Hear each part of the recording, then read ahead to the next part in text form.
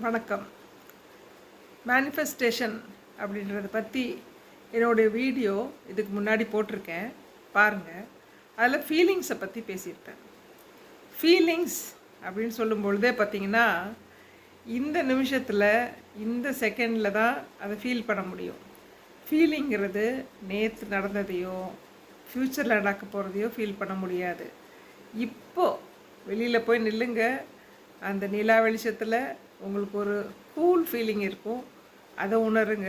இல்லை அமைதியாக உட்காருங்க, உங்கள் பாடியை அப்படியே விஷுவலைஸ் பண்ணுங்கள். எப்படி நீங்கள் உட்காந்துருக்கீங்க, உங்கள் மூச்சு எப்படி உள்ளே போகுது, எப்படி வெளியே வருது, உங்கள் உடம்புள்ள பரவச நிலை அப்படின்னு சொல்லுவாங்க இல்லையா, அதை மாதிரி அந்த அந்த பரவசம் எங்கே வருதுன்னு பாருங்கள். கோபமாக இருந்தீங்கன்னா கோபத்தோடையே கொஞ்சம் நேரம் உட்காருங்க.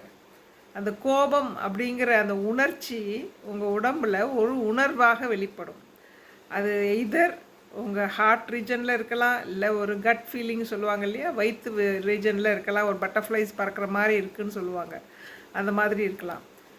அதாவது நம்ம உணர்வு அப்படிங்கிறத நம்ம பிறக்கும் பொழுது உணர்வு பூர்வமாக இருந்தோம்.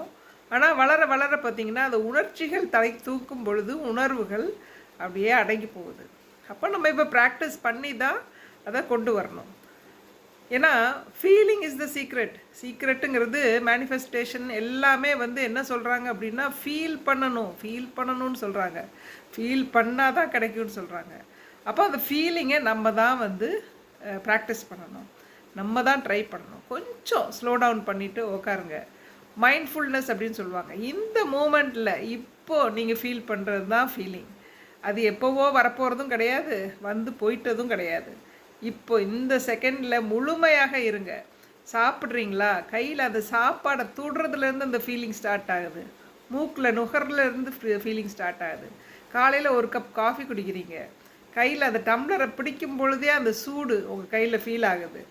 மூக்கு பக்கத்தில் கொண்டு போகும்போது மூக்கில் அந்த வாசனை, அது ஒரு ஃபீலிங். டேஸ்ட், அதுவும் ஒரு ஃபீலிங்.